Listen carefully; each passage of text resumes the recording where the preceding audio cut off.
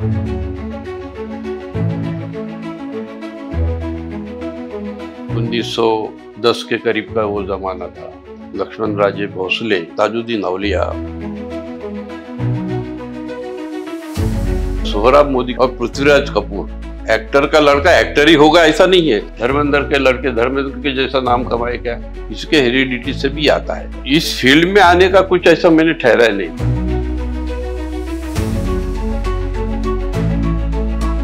ये जो school of art भी जमशेदजी जीजी भॉय करके उसका नाम है, जो ब्रिटिश लोगों ने उसको स्थापन किए है।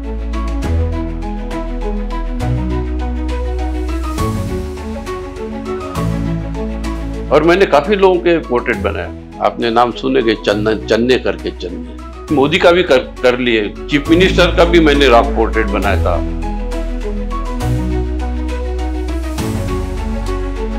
गिरीश गांधी का किया, गडकरी साहब का किया, राजनाथ सिंह का भी। मुझे सुबह में फोन आया, बोले राष्ट्रपति रेडी हो गए, बोले बैठने के लिए।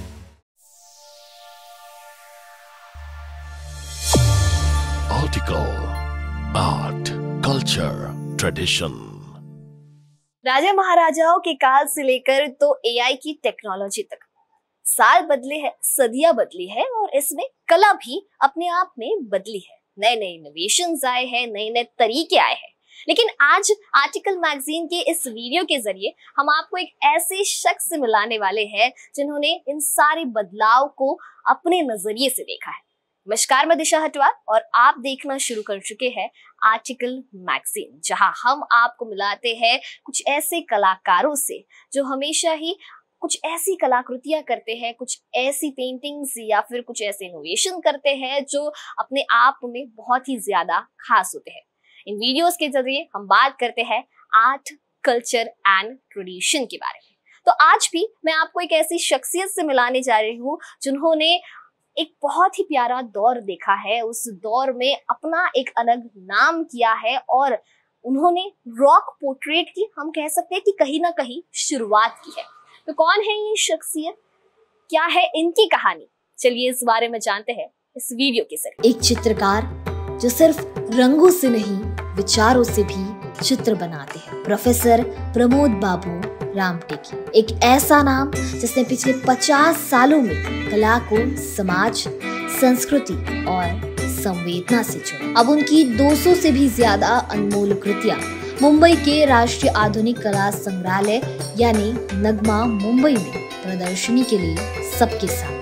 एक पेंटिंग जिसे हम वर्षों से डॉक्टर बाबा साहेब आम्बेडकर की तस्वीर मानते आए हैं, लेकिन असल में वो एक चित्र है और उस पर हस्ताक्षर तक नहीं है, क्योंकि प्रोफेसर प्रमोद बाबू रामटेकी मानते हैं कि चीजें कलाकार की नहीं समाज की होती है। डॉक्टर बाबा साहेब आम्बेडकर की पेंटिंग को भारत सरकार ने आधिकारिक रूप से स्वीकार किया है। प्रोफेसर प्रमोद बाबू रामटेकी की कला केवल चित्र नहीं, एक चेतना है। यूं तो हुनर हर किसी के पास होता है, लेकिन किसी का छिप जाता है और किसी का छप जाता है। वैसे ही ये एक शख्सियत है जिनका हुनर ना सिर्फ छपा है बल्कि सुनहरे अक्षरों में दर्ज हुआ है। आज ऐसी शख्सियत से मैं आपको मिलाने जाने वाली हूँ। जोरदार तालियों से तो नहीं कहूंगी, पर हाँ, अपने चेहरों पर मुस्कुराहट लाइए, क्योंकि हमारे साथ आज के हमारे इस शानदार वीडियो में मौजूद है none other than professor Pramod Babu Ramteki sir.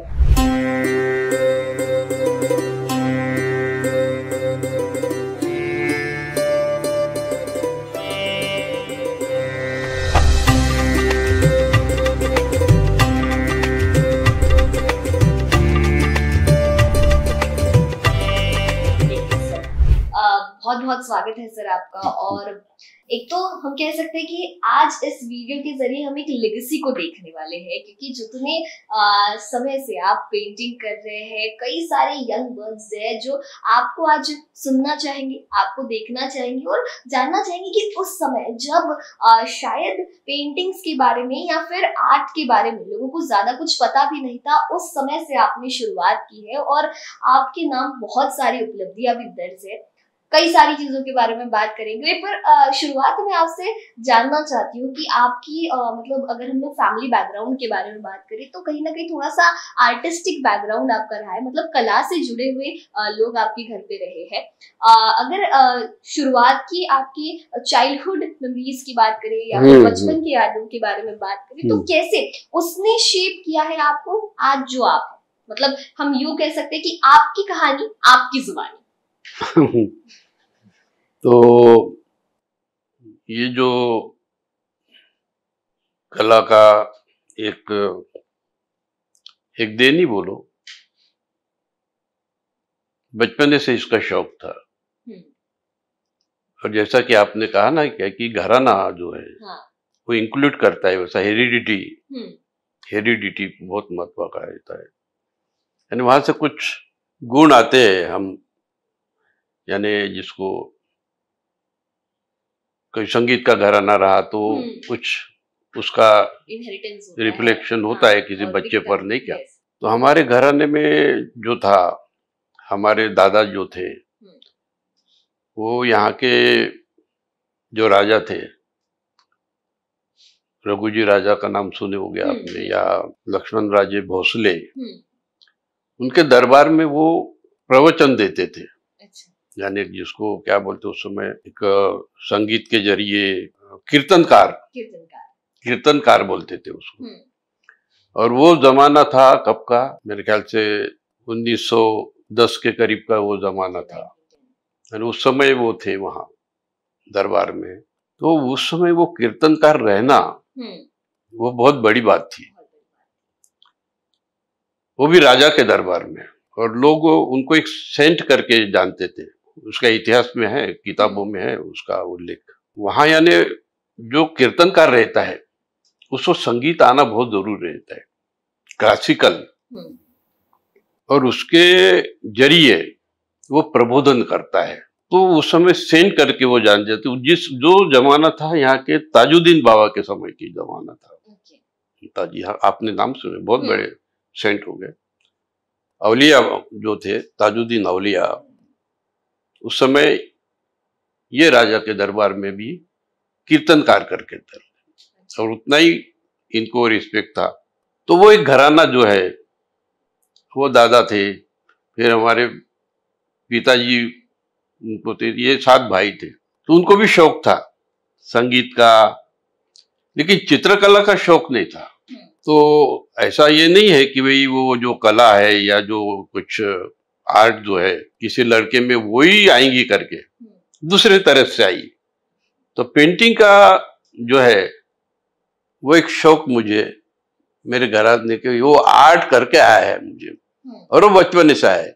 ऐसा कुछ नहीं कि भाई मुझे मैट्रिक के बाद में समझा कि भाई मुझे ये करना है वो करना है, ऐसा। तो बचपन से ही वो जुनून था, और किसको मैं बताने की जरूरत नहीं, कुछ नहीं, बस मेरे हाथ में जो भी मिला उसके हाथ, उससे मैं कहा तो भी दीवार रहे या फिर जमीन रहे, कागज रहे, कुछ भी वहां कुछ न कुछ करते रहने का।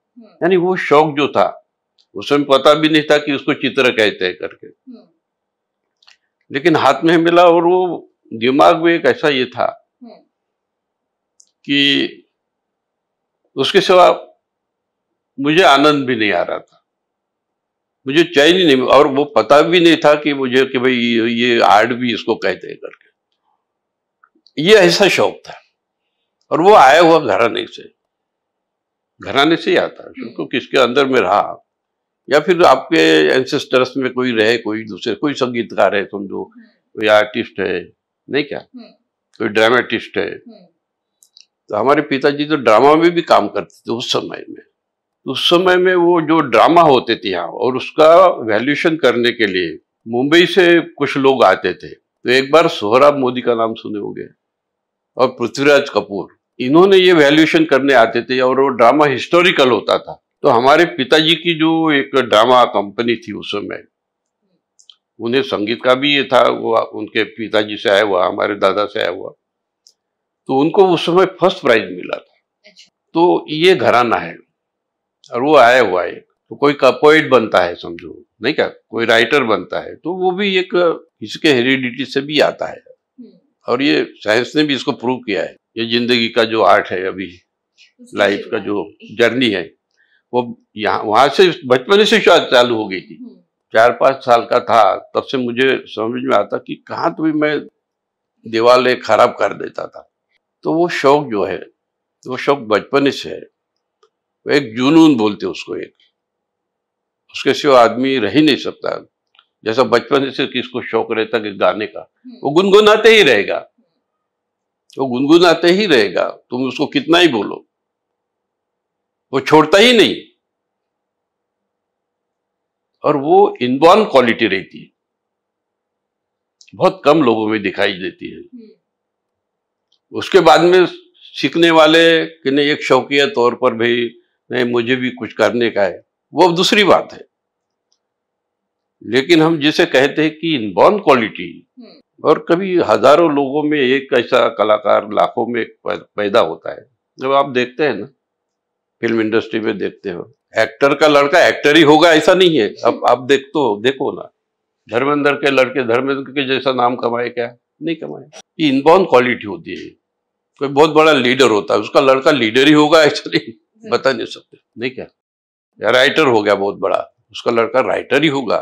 तो ये चीज होती है, वो जो जुनून होता है, उसके बारे में जो उसकी लगन होती है, वो चैन ही नहीं गिरने देती उसको। ये उसका साइन रहता है, और वो साइन जो रहता है वो बचपन से दिखाई देता है। तो यही कहने का मतलब है कि वो इनबॉर्न क्वालिटी रहती है और बहुत कम लोगों में दिखाई देती है। शौकिया तौर पर करना तो एक अलग बात है। हमें दिखता है कि नहीं तो सभी कलाकार हुए रहते, सभी गायक हो गए रहते, सभी ड्रामेटिस्ट हो रहे रहते, नहीं क्या, सभी यानी ये सब चीजें। राइटर तो सभी नहीं हो सकते, पोएट हो सकते कोई नहीं सर, उसका तो कोई यही नहीं है। उसके लिए एक अलग क्या बोलते, एक माइंड बोलो, वो बचपन से ही आता है। ये नेचर की गिफ्ट है। ये जो कुदरत है ना, कुदरत बचपन से ही उसमें डाल देती है, ऐसा मुझे लगता। एक सवाल था, जिस तरीके से आपने कहा कि शौक था आपको, मतलब पैशन था, कहीं ना कहीं पेंटिंग का जुनून था। अब ये पैशन प्रोफेशन में कैसे कन्वर्ट हुआ? वो प्रोफेशन में क्या था, इस फील्ड में आने का कुछ ऐसा मैंने ठहराया नहीं था कि मुझे यही फील्ड। घर के लोग बोलते थे कि तुम्हें इसे शौक है और ये उसके सिवा दूसरा कोई करता ही नहीं, तो यही फील्ड में। अभी और मैट्रिक पास होने के बाद ही एडमिशन मिल जाती थी, उससे कुछ नहीं उस समय, तो इन्हें भेज देंगे भाई। लेकिन मुझे अंदर से लगता था कि नहीं, ये कुछ प्रोफेशन बराबर नहीं है, इसको समाज में इसको कुछ रेपुटेशन नहीं है, उसका कोई इज्जत नहीं मिलती हुई। पेंटर क्या चीज है, इसको इज्जत तो होनी चाहिए ना। जैसा हम देखते थे डॉक्टर रहे, उसको काफी अच्छी, यानी भाई अरे बाप रे, उसको वो ड्रेस, वो स्टेथोस्कोप, मुझे भी लगता था नहीं अभी ये पेंटर ठीक है, उसका शौक तो मुझे चैन ही नहीं लेने देता वो शौक, ये ऐसा शौक था। लेकिन फिर भी अपन डॉक्टर होना चाहिए, ऐसा लगता कि इस लाइन में जाना चाहिए। और वो लाइन में मेरे करीबन 4 साल बर्बाद हुए। फिर मुझे खुद ही समझ में आया कि ये तो लाइन तो है, अच्छी है, लेकिन इसको जो टाइम देने को ना, स्टडी करने को ना, वो अपने से नहीं हो रहा। मैं भी डिसाइड किया नहीं, अभी इसी लाइन में जाना चाहिए। हमारे बड़े भाई थे, उनका भी ये कहना था कि नहीं अभी ये बहुत टाइम वेस्ट हो गया, भाई नौकरी मिलना चाहिए तुम्हें अच्छी, तो इस लाइन में आइए, यहाँ भी कुछ मिल जाएगा तुम्हें, टीचरशिप मिल जाएंगी ये वगैरह कुछ ना कुछ। और ये फिर 17-18 साल के होने के बाद में फिर मैं ये लाइन में, यहाँ एक कॉलेज था वहाँ एडमिशन लिया, और तब मुझे पता चला कि ये तो क्षेत्र बहुत बड़ा है, और ये क्षेत्र ऐसा है कि कला का क्षेत्र, कि इसका स्टडी बहुत गहन है। उस समय मुझे ये पता चला कि ये क्षेत्र इतना जितना हम समझते हैं, मैं इजी समझता था ना पहले, भाई ठीक है ये ऐसा करते रहेंगे ये शौक, लेकिन इसमें और भी काफी गहराई रहे, उसमें काफी डेप्थ है। तो डेप्थ जब मैं देखा, इसका जो पूरा स्वरूप जो देखा कला का विश्व, वो समझ में आया कि नहीं, हम देर न हो, कोई बात नहीं, देर हो गई, लेकिन अच्छे सही इसमें आ गए करके उसका वैल्यू तब समझ में आ गया, और मैं फिर पूरे जोश से इस काम में लग गया। इस बीच आपका जुड़ाव इंडियन नेवी से भी था? हाँ बराबर। अब मैं यहाँ कुछ डिप्लोमा किया अपने 3 साल का, तो वो कोई डिग्री नहीं थी उस समय, यहाँ डिग्री नहीं थी, वो सिर्फ एक यूनिवर्सिटी का डिप्लोमा था 3 साल का, जस्ट मैं यहाँ शुरू हो गया था वो।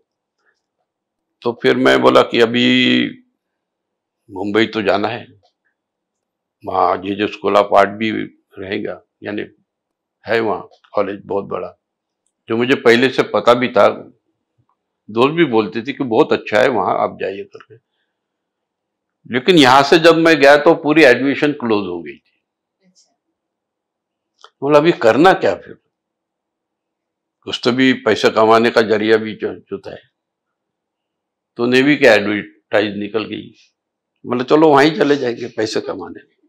नहीं, पैसा तो चाहिए ना भाई, पैसा नहीं है तो तुम कुछ भी नहीं कर सकते हो, घर के लोग कितने भेजेंगे पैसे। तो 5 साल तक के मैं मेरा बॉन्ड पूरा किया। उसके बाद में फिर और वो करते हुए भी कला का चयन, यानी वो मुझे चयन ही नहीं लेने देती थी वो सब वहां मैं फेमस था आर्टिस्ट हूं करके।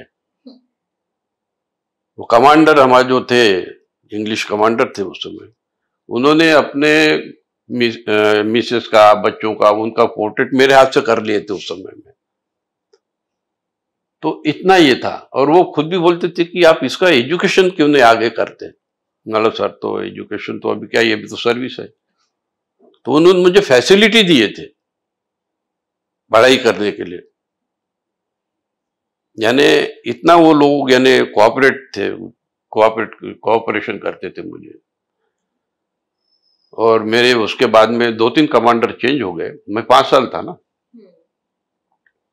वहां एक MP लेखी करके कमांडर आए थे, पहले तो इंग्लिश थे, ओलेरी करके थे, इंग्लिश कमांडर था।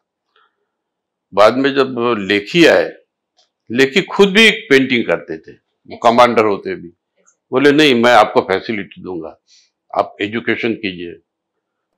या किसी कोई ना कोई ऐसा मिलता है, देखो आपको जिंदगी में कुछ करने का है तो कुछ न कुछ लोग ऐसे मिलते हैं आपको हेल्प करने वाले, कि जो आपको सही में दिल से करते थे हेल्प।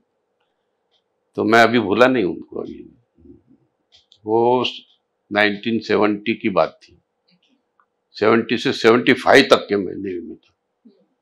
वो कर किया, मैं वहां से फिर GD आर्ट पास हो गया, फिर आर्ट मास्टर किया वहां से जे स्कूल ऑफ आर्ट से, और वहीं फिर मैं जब एडमिशन यानी एडवर्टाइज निकली तो वहीं मैं लेक्चर करके लगे। जे स्कूल ऑफ आर्ट से गहरा संबंध रहा है आपका, मतलब आपने अभी जिस तरीके बिल्कुल से बताया, किस तरीके से आप जे स्कूल ऑफ आर्ट को देखते हैं अपनी लाइफ?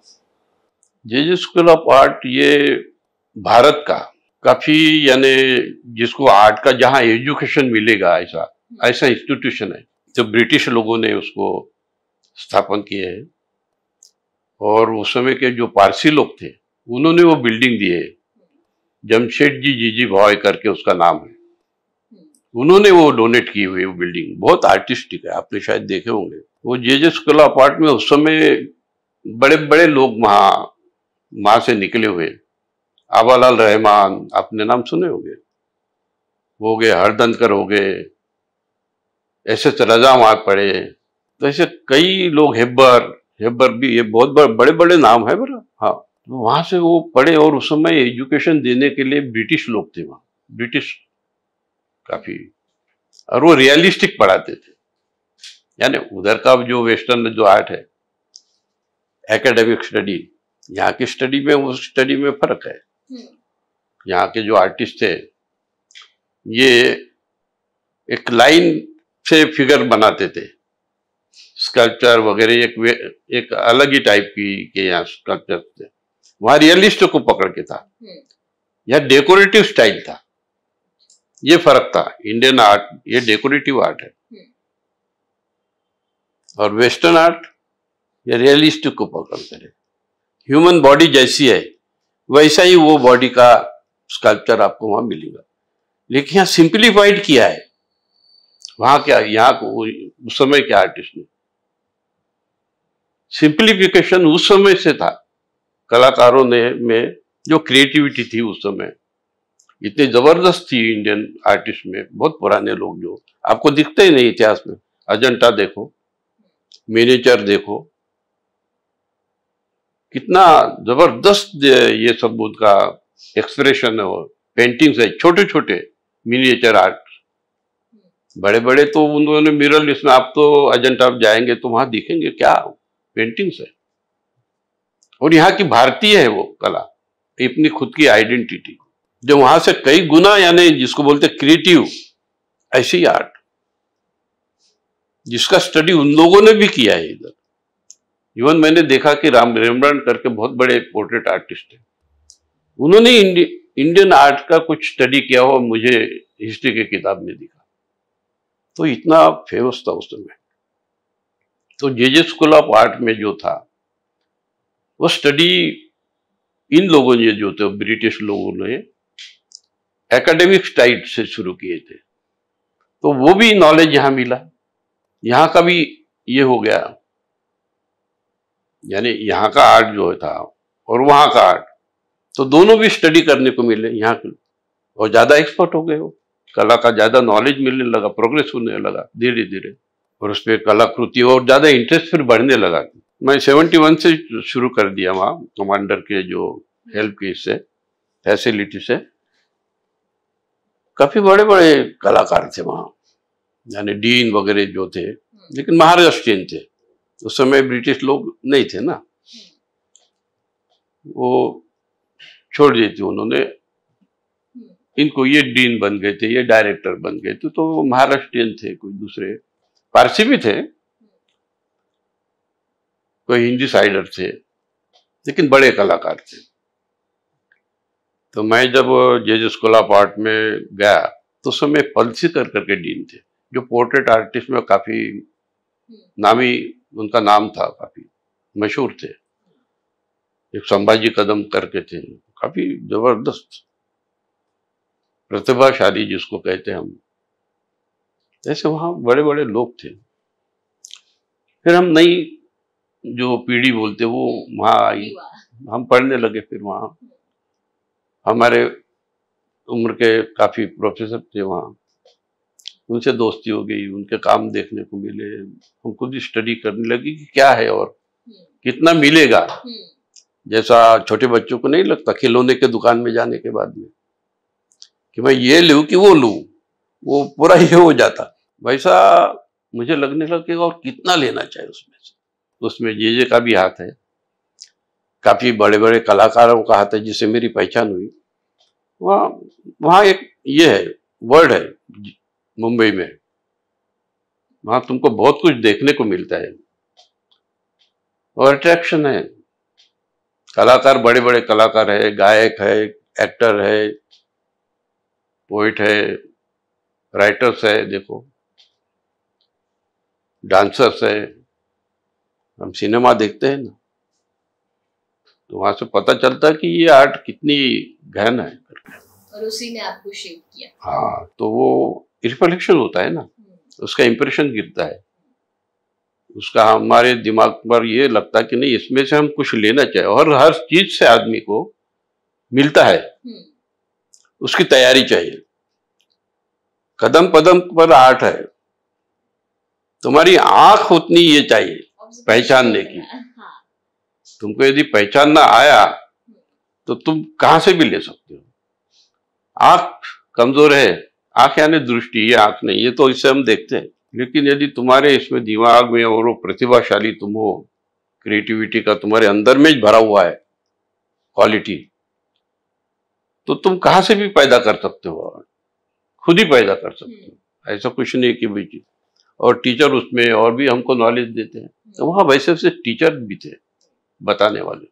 अच्छा, आपकी बचपन से जुड़े कुछ इंसिडेंट्स मैंने पढ़े थे, जहाँ पे मैंने ये भी पढ़ा कि आप बचपन में कोयले से वगैरह भी पेंटिंग करते थे। हाँ, कोयला उस समय में दूसरा मीडियम तो था ही नहीं। अच्छा, उसमें और पेंसिल तो देते ही नहीं थे घर के लोग ना। उस समय बस इंक का हिस्ट्री थी, बॉल पेन भी नहीं निकले थे उस समय। वो हमें वो इंक पॉट था, उसमें वो ये नीब वगैरह लगाकर उससे राइटिंग करना पड़ता था। बस वो इंक से तो कुछ वो पेपर पे ही चलता था, या पेंसिल थी उस समय, तो पेंसिल से। तो वो कोयला मीडियम जो था वो मेरे लिए बहुत बड़ा मीडियम था उस समय। कलर तो मुझे मैट्रिक के बाद में कलर ये मेरे हाथ में आया। आपने अब तक बहुत सारे मीडियम ऑफ आर्ट में काम किया है, लेकिन अगर मैं आपसे पूछूं कि आपका सबसे फेवरेट मीडियम ऑफ आर्ट कौन सा है? म्यूजियम, मीडियम ऑफ आर्ट मतलब मीडियम, हाँ नहीं मीडियम, हाँ ये मीडियम का बहुत अच्छा बराबर पूछे। मीडियम मुझे तो सभी मीडियम बहुत पसंद है। पेंसिल तो मुझे बचपन से ही, कोयला वो तो मुझे बहुत अच्छा लगा। वो अब उसके बाद में चारकोल मिली मुझे, यानी जो पेंसिल चारकोल पेंसिल होते, चारकोल यानी कोल ही रहता है, वो पेंसिल में उसको ये बनाते हैं। तो उससे मैं काफी काम करता था उसमें। उसका एप्लीकेशन मेरे हाथ में बिल्कुल बैठ ही गया था समझो। पेंसिल का शेडिंग बॉर्डिंग जो है जो, उसके बाद में कलर आ गए, वाटर कलर, बाद में ऑयल कलर्स, बाद में पेस्टल्स है। देखो डिफरेंट पेस्टल्स आए बाद में। तो हम मेरे ख्याल से ये कॉलेज में था तो उस समय पेस्टल नहीं दिखती थी हमें, पेस्टल बाद में मुझे दिखी, तो मुझे पेस्टल पे अट्रैक्शन हो गया।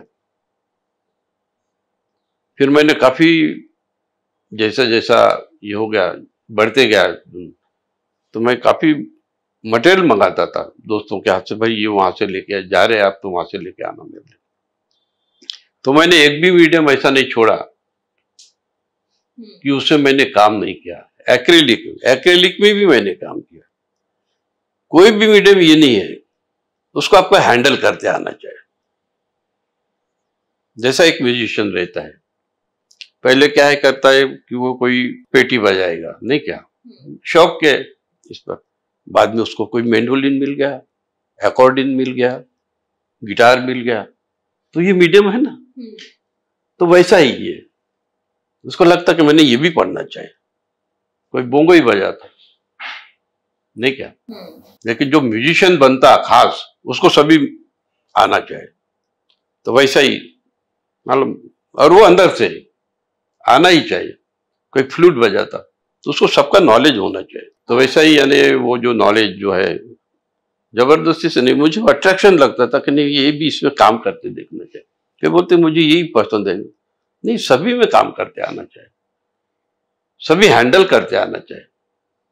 तुम्हें तलवार भी चलानी आनी चाहिए, यदि वॉरियर बनने का है, मार्शल बनने का है, मार्शल आर्ट, तुम्हें लकड़ी भी चलानी आनी चाहिए, तुम्हें भाला भी आना चाहिए, तुम्हें कुश्ती भी आनी चाहिए। यानी पूरे इसमें एक्सपर्ट, बस कि भाई मुझे इतना ही आता नहीं। यदि एक्सपर्ट बनने का है तो, यदि मास्टर बनने का है तो, उसमें कुछ भी पता नहीं था कि मास्टर क्या बोलते हैं, लेकिन ऐसा लगता कि मुझे आना ही चाहिए, अंदर से रहता है सभी का नॉलेज कैसा क्या। और बाद में फिर आपका एक जो होता है ऑयल, मुझे ज्यादा पसंद आने लगा, और अभी भी ऑयल में मैं काम करता हूँ। एक्रेलिक तो करता हूँ, वाटर भी किया है, लेकिन पसंदीदा जो मेरा मीडियम है वो ऑयल है। मैं आपसे ये भी जानना चाहती हूँ, मतलब मैंने आपकी बहुत सारी पेंटिंग्स भी देखी है, बहुत सारे फॉर्म्स देखे। वेबसाइट है मेरी ये। हाँ, रॉक पोर्ट्रेट जो है, कौन से? रॉक पोर्ट्रेट, आप जो रॉक, हाँ रॉक, मुझे वो सबसे ज्यादा, मैं कहीं ना कहीं उससे अट्रैक्ट हुई हूँ। कैसे आपके दिमाग में वो चीज आई थी? क्योंकि उस टाइम पे शायद इतना ज्यादा प्रचलन नहीं था रॉक पोर्ट्रेट। बराबर, जैसे मैं आपको बताया, बचपन में मुझे मैं जो मिला वहां पर काम करता था। यदि वहां धूल है तो धूल में भी मैं क्या करता था, वो हाथ से कुछ तो भी ऐसा ऐसा करते करते रहता था। जहां मिले वहां कुछ भी छूटा नहीं। तो नेचुरली जो पत्थर रहे, वो पत्थर भी मुझे बहुत अच्छा अट्रैक्ट करते थे। और मैं पत्थर पे जो कुछ भी कलर है उसे भी कुछ वैसा करने की कोशिश करता था। और जब मेरे पास कलर आने लगे बाद में, तो मैं पत्थर पे, छोटे पत्थर पर, वहां भी वाटर कलर रहते थे, ऑयल रहता था, सभी रहता था। तो मैं, अभी मेरे पास बहुत सारे पत्थर है रखे हुए, हाँ, तो मैं उस पर क्या करता था, अभी कैनवास नहीं है, कुछ नहीं, और मूड हो गया, अभी कैनवास वगैरह सब कुछ है, लेकिन जब अभी पत्थर पर भी काम करना चाहिए, उसमें कुछ तो भी बनाना चाहिए, तो उसमें भी काम, तो ये यानी ये आपका एक इंटरेस्ट बताता है, आपका इंटरेस्ट बताता नहीं, वो एक कैसा दिखता है, पत्थर तो नेचुरल रहता है, उसको ब्यूटीफाई कैसा करना हम, तो वो अंदर में एक ऐसा आ गया था, और उसका फॉर्म दिखता है, तो फिर वो फॉर्म को पकड़कर उसमें कलर स्कीम करके, उसका बैलेंस करके, उसको और ब्यूटीफाई कैसा किया जाता है। तो मैंने ऐसे कई पत्थर बनाए थे, और वो मेरे बड़े बड़े आर्टिस्ट, मुंबई के, चंडीगढ़ के, दिल्ली के, उनको मैं प्रेजेंट दिया है। बोले ये कुछ अलग ही चीज आप बनाते, तो मतलब ये भी चीज है भाई, ये भी आर्ट है। तो मैं वो बनाया, और उसके बाद में फिर मैं यहाँ एक सिस्पा कॉलेज है, रिटायर होने के बाद में उन्होंने मुझे बुलाया था, तो वहां मैं पढ़ाता था पोर्ट्रेट और क्रिएटिविटी भी और पेंटिंग वगैरह। तो ऐसा रास्ते से चलते चलते मुझे एक पत्थर मिला, मुझे अट्रैक्ट करता है, कभी पत्थर जाता तो मैं वो ले लेता हूँ, जेब में डाल देता हूँ। तो छोटा पत्थर था, मैं इसको ले लिया, फिर जाकर मेरे टेबल पर रखा, टेबल पर। और स्टूडेंट्स देखते थे, सर ने लाए पत्थर, और सर ये पत्थर आपने लाए, क्या है इसको, क्या करें? मैं सोच रहा हूँ बहुत, तो अभी क्या करना चाहिए उसको पर।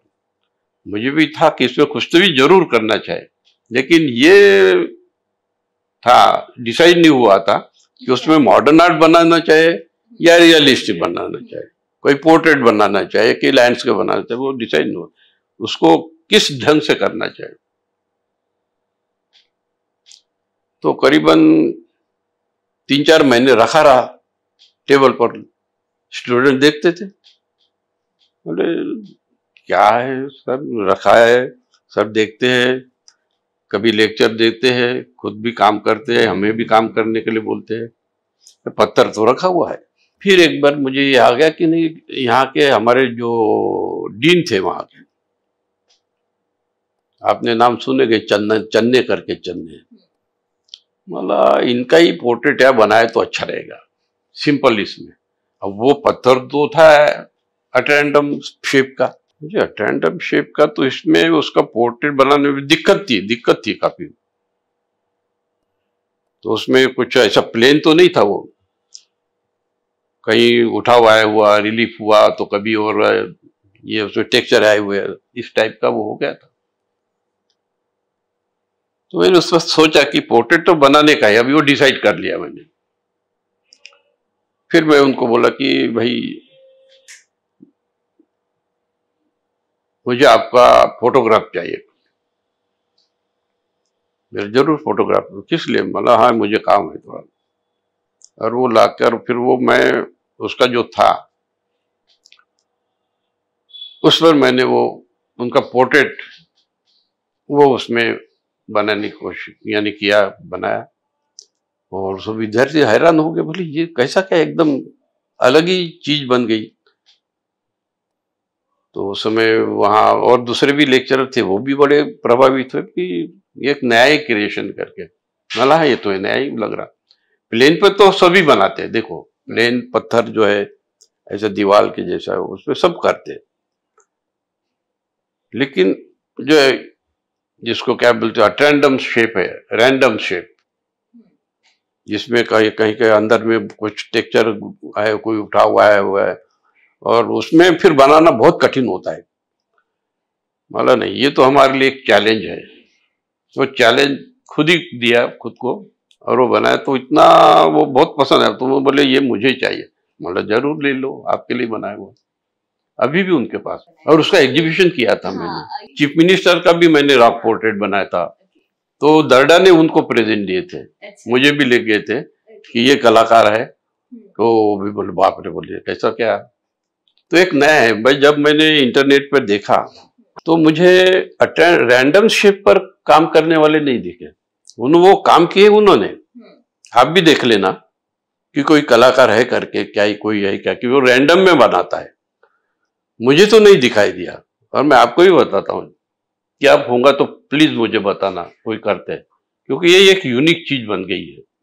हाँ, और मैंने काफी लोगों के पोर्ट्रेट बनाया। मेरे तरफ से मोदी का भी कर लिए। यहाँ के बहुत बड़े संचेती करके है, अजय संचेती करके, बहुत बड़े बिजनेसमैन है जो एमपी भी थे, उन्होंने कर लिया। मैंने गिरीश गांधी का किया, ये अपने गडकरी साहब का किया, मोदी का तो किया ही मैंने, राजनाथ सिंह का भी किया, जोगेंद्र कवाड़े का, यहाँ के लीडर लोगों का किया, यहाँ के पोएट लोगों का किया। तो उसका एग्जीबिशन किया था बहुत बड़ा यहाँ सिस्पा के गैलरी में, और सब मुझे कोऑपरेशन किया था वहाँ सभी कॉलेज के लोगों ने।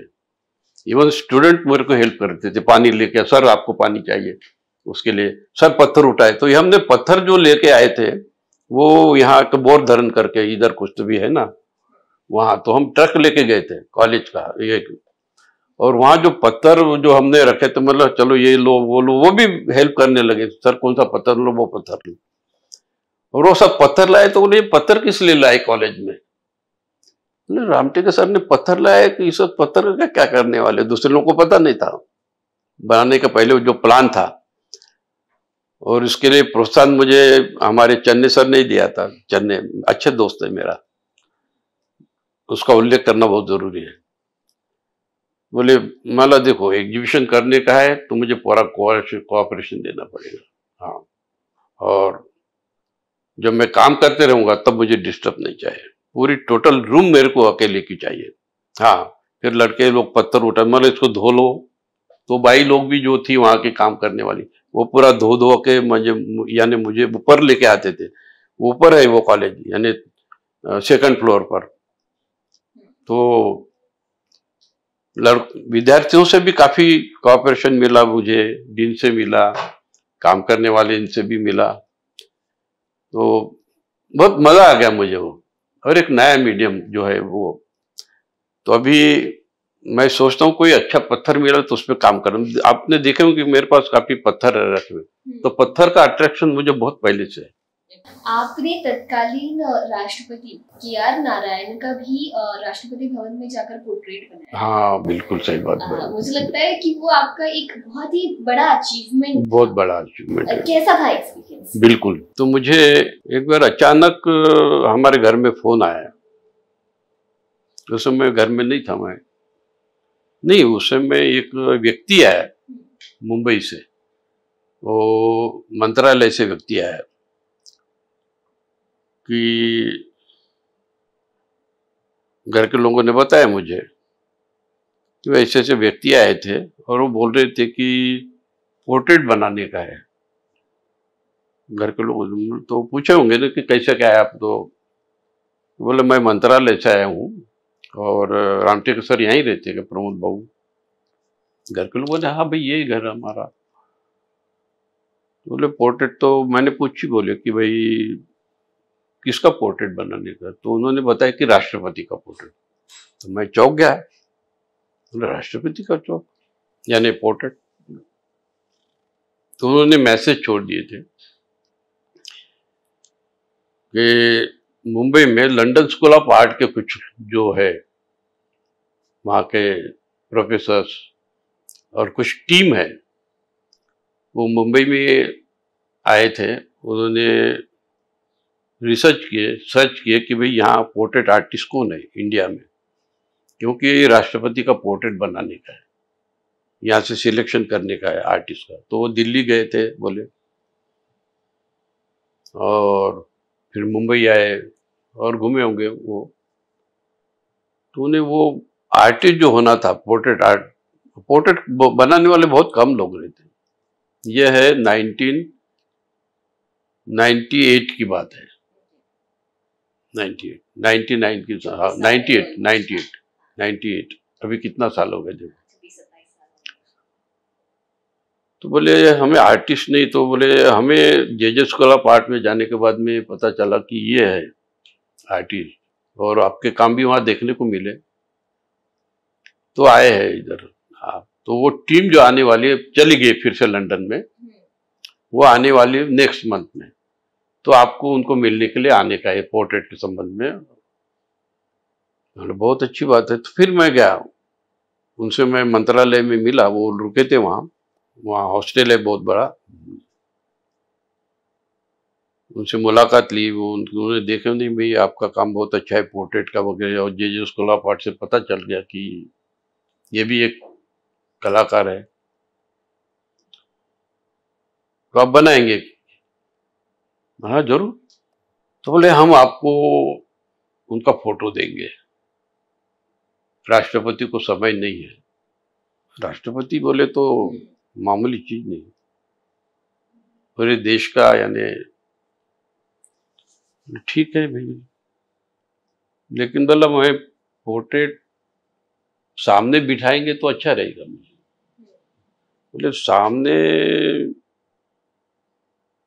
बैठने के लिए उनके मेरे पास में समय नहीं है।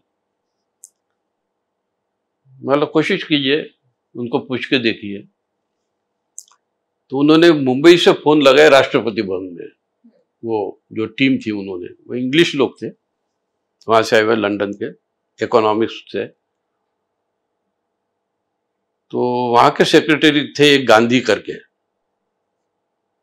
गोपाल कृष्ण गांधी। तो बोले कि भाई कौन आर्टिस्ट है, राष्ट्रपति के पास समय नहीं, पोर्ट्रेट तो बनाने का है। वो अड़ गया है, बोले मतलब नहीं मैं बनाऊंगा, तो सामने बिठाएंगे तभी बनाऊंगा, वरना नहीं बनाऊंगा। मेरे विद्यार्थी बना सकते हैं, पोर्ट्रेट देखकर बनाना, कोई चित्र देखकर बनाना कोई बड़ी चीज नहीं है।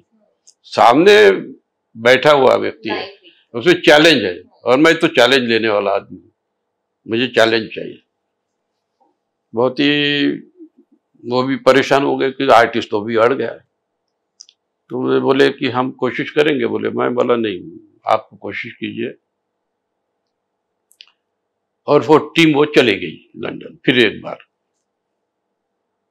मतलब वो कुछ मिलने वाला नहीं हमें काम। तो वो राष्ट्रपति को समय ही नहीं बोलते, तो उसके बाद में मैं भी भूल गया उसको। तो 6 महीने के बाद में और मुझे फोन आया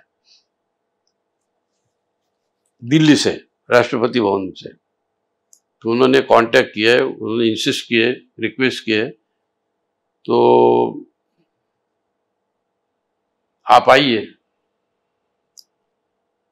तो मैं चला गया, फिर पूरा मेरा कैनवास है वो लेकर। वहां भी फिर कुछ उन लोगों ने यही मेरे से रखे कि देखिए थोड़ा सा हम भी आपको रिक्वेस्ट करते हैं कि आपको सिलेक्शन तो कर दिए रेनाउंड आर्टिस्ट करके इंडिया का, लेकिन आप फोटो से करेंगे तो बहुत अच्छा। राष्ट्रपति भी कुछ बराबर नहीं, तबीयत भी नहीं रहती, मतलब बैठ सकते हैं, ऐसा कुछ नहीं। मैं ज्यादा समय नहीं लूंगा उनका, या 2, 4, 5 सीटिंग में कर लूंगा मैं। तो बोले कि नहीं, बोले वो जमता नहीं। मतलब जमता नहीं तो मैं भी चला फिर नागपुर, आपने बुलाया तो मैं आया।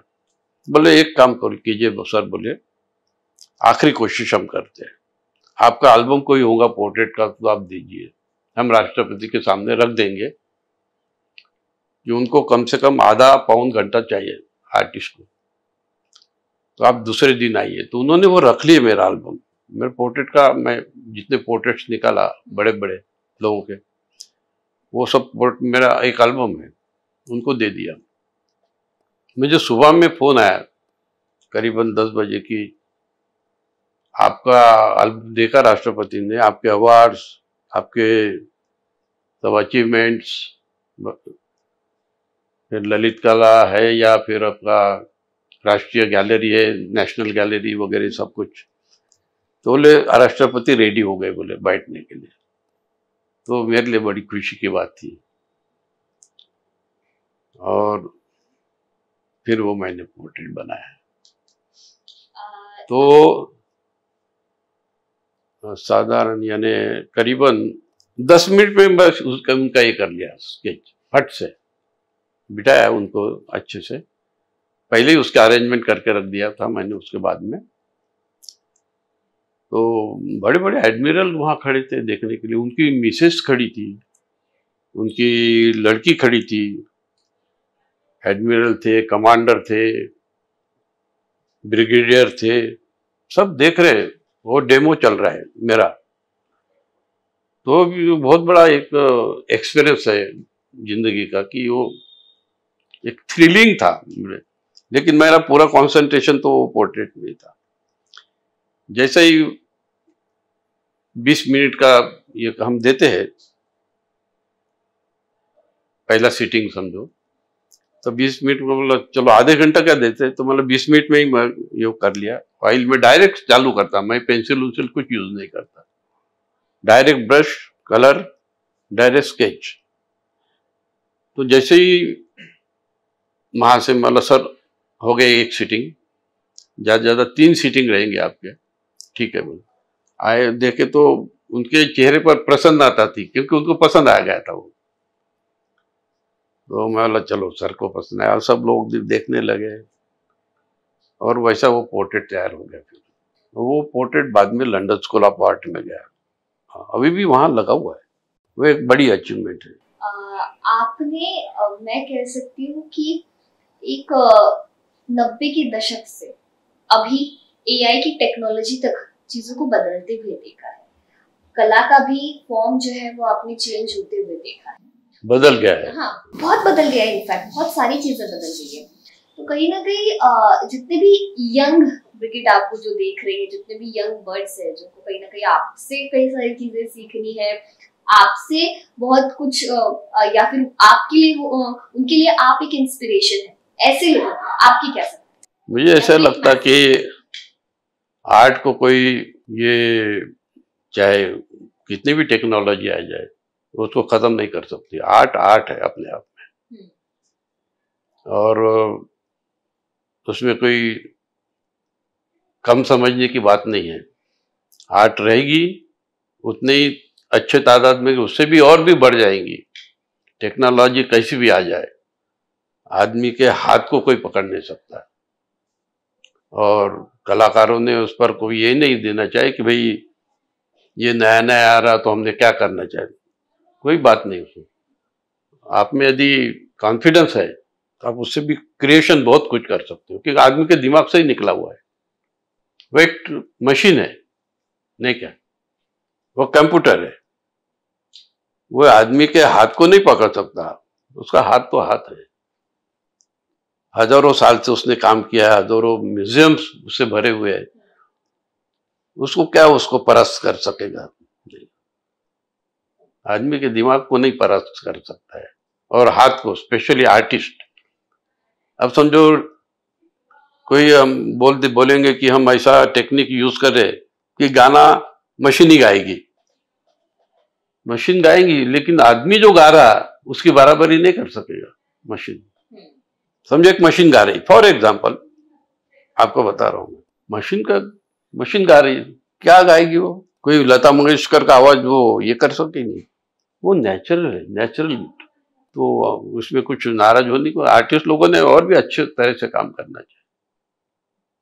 वो बहुत कुछ कर सकता है, बहुत कुछ दे सकता है, लेकिन हाँ वो तुम्हारे पास में उसको करने के लिए उतना इंटरेस्ट चाहिए। फिर क्यों, नया क्रिएशन है ना। एक जो साइंटिस्ट रहता है वो दिन रात मेहनत करता है, और फिर वो देश के लिए, समाज के लिए, दुनिया के लिए एक नई चीज, नायाब चीज देता है। आर्ट भी वैसी चीज है। वो जो देगा आर्टिस्ट या फिर कोई साइंटिस्ट, तो साइंटिस्ट लोगों ने कितना दिया है, बहुत कुछ। दुनिया ही बदल गई नहीं क्या? तो आदमी का जो है ये अच्छाई का जो काम है वो कभी उसको कोई ये नहीं कर सकता। तो देखने का है उसको प्रोड्यूस क्या करता है उस पर रहता है, चाहे आर्ट का हो या साइंस का हो। उसका उपयोग काय के लिए चाहिए, इस दुनिया के अच्छाई के लिए, उसको सौंदर्य बढ़ाने के लिए, यहाँ पीस लाने के लिए, ह्यूमैनिटी लाने के लिए, सबके अच्छाई के लिए उसका उपयोग होना चाहिए। इसके लिए उस पर यानी किसी का खराब करने के लिए नहीं चाहिए, क्योंकि साइंस जो है वो उल्टा भी कर सकता है, लेकिन आदमी जो है उसमें इंसानियत रहती है। उसने दूसरे इसका ये दुनिया और खराब नहीं होना चाहिए, बर्बाद नहीं होनी चाहिए। पीस और वॉर, तो दुनिया के जो बड़े बड़े लोग हैं, अच्छे लोग हैं, वो सोचते कि नहीं पीस चाहिए, ये दुनिया बचनी चाहिए, खूबसूरत है और अच्छे से हमारा सबके लिए अच्छा है। तो मतलब कहीं ना कहीं मैं ये कह सकती हूँ कि अपनी ऑब्जर्वेशन को स्ट्रॉन्ग रखिए, खुद पर बिलीव कीजिए। हाँ, हमेशा आंखें खोल के रखिए, दृष्टि वाली आंखें नहीं, पर नजरिया थोड़ा सा बदलिए। ये यंग जनरेशन के लिए कहीं ना कहीं समझने की बात है। बहुत बहुत शुक्रिया सर, आज आपसे बहुत सारी बातें की हमने, ढेर सारी नई चीजें सीखी, और मुझे आशा है कि हमारे जितने भी व्यूअर्स ये देख रहे होंगे उन्हें भी बहुत कुछ नई चीजें जो है वो आपसे सीखने के लिए मिलेंगी। बहुत बहुत शुक्रिया फिर एक बार आर्टिकल मैगजीन के इस वीडियो में खास मेहमान के तौर पर बनाने का। Thank you so much.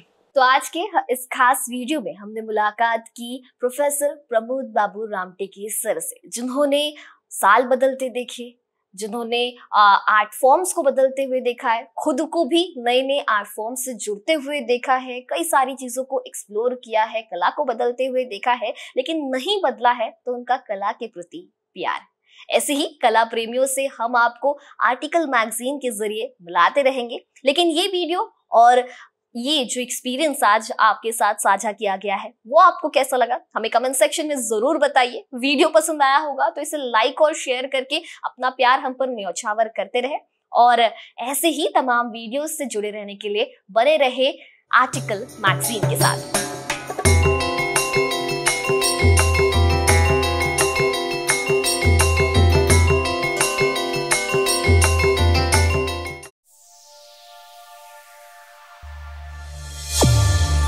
Article, art, culture, tradition.